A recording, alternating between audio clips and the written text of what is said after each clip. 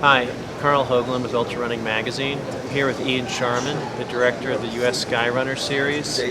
We're going to get some updates from him on how that series is going. But first, Ian, I want to congratulate you on another top 10 finish in Western States. It's always fun going back there. Keep doing it as many times as I can, pretty much. Yeah, well, that's pretty amazing. That's 6 for you? 6 in a row now, yeah. That's nice. Congrats. Thank you. Yeah. So on US Skyrunner, I know that the ultra running community is really interested in embracing it here in the US, but a lot of people, it's new to them. Maybe you could. It's still fairly new. It's just the second year of the US Skyrunner series, and it goes beyond ultra, of course. It's got 3 different disciplines. So you've got vertical kilometers, there are a 5K race that's just straight uphill with 1,000 meters of climb, about 3,300 feet. You've got the Sky Race, which is between a half marathon and a marathon. And then you've got the Ultra, which is basically anything longer than a marathon, but typically a 50K and up. And the whole concept behind it is it's like it kind of sounds, Skyrunning. It's meant to be near to the sky. It's high altitude, epic mountain views. Typically tends to go a bit more off-trail than a normal trail race, so that's one of the big differences. So particularly the European side of things, which is where it came from, would be more going straight to the summit of the mountain and straight back down, not necessarily following any kind of trails. So we're trying to get as close to that as we possibly can and just do really authentic and fun races. Yeah, that sounds really cool.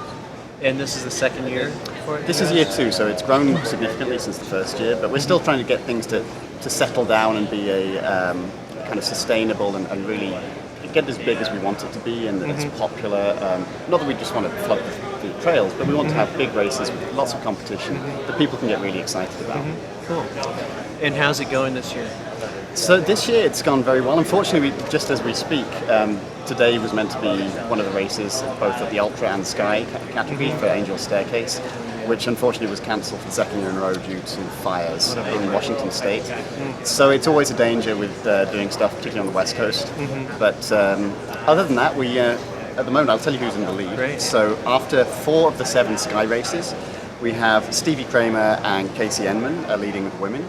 So, top level slalom athletes there, and they actually were within the ultra category last year. I think they were second, third, or first and second. I can't remember off the top of my head. Sounds like a balance. So yeah, I mean, awesome mountain runners. Arthur de Groot is in the lead at the moment for the men for the Sky category. For the Ultra, we've got Sarah Werner and Josh Arthur in the lead after 5 out of 7 of the races. And then for the vertical kilometer, we've got a 3-way tie for the women because they've each won 1 race out of 3, and they haven't done the other ones yet. So it's Kim Dobson, Stevie Kramer, and Natasha Shipman, all on 1 win and no other races, and Joe Gray, who's dominated. He's won all 3 of the VKs so far, and there's only 2 left there, so he's basically unbeatable from this point.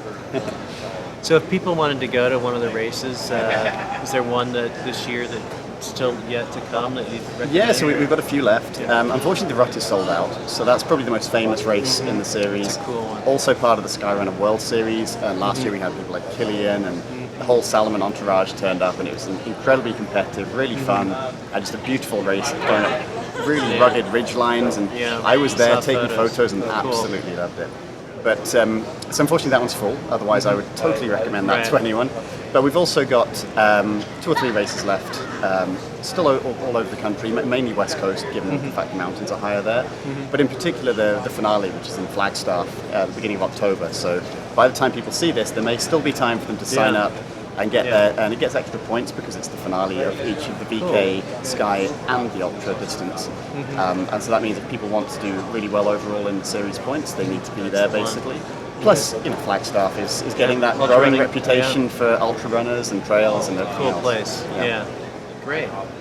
So yeah, I mean this year I think it's going to come down to that last race to see who decides the titles. Although Joe Gray may have already won the VK by that point. But all the other ones, I mean, last year it came down to the final race for virtually all the categories. But this year I think it's just a little bit deeper competition, and next year we really want to grow that and just get all the top level trail and ultra runners and mountain runners as well from the shorter distances. So the kind of guys that do the US ATF Mountain Running Championship. We really want to get those guys involved, especially in the VK. So it's great to see people like Kim Dobson and Joe Gray doing those, who are about as good as it gets. A lot of talent. Really. Yeah.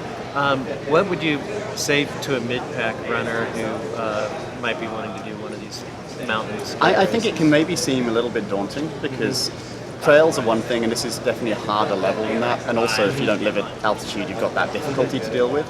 But ultimately, anyone can do these things, and especially if you start at the shorter distances, like a VK. Yeah. Doesn't mean you'll do it quickly, but anyone can really do a VK. Yeah. You can just hike up a mountain. But you really just see what it's like. Go to one of these, maybe try the VK, and then if you enjoy that, try one of the longer distances or keep doing the VKs. I mean, they are really, really fun races, which is why I got involved with it in the first place. It was just, I saw some of the stuff in Europe, said, hey, how can I help out?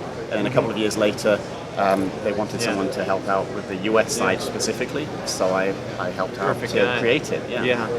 Yeah, well, having run over in Europe, I mean, the ultra scene in the mountains, in the Alps, there's nothing like it. Yeah. And the guys at the front are in another zip code, but it's still just fun to be a part But it is of mass this event. participation, and it's not like it's easy, and we'd never pretend that it is, Yeah. but it's the kind of thing that most people can do.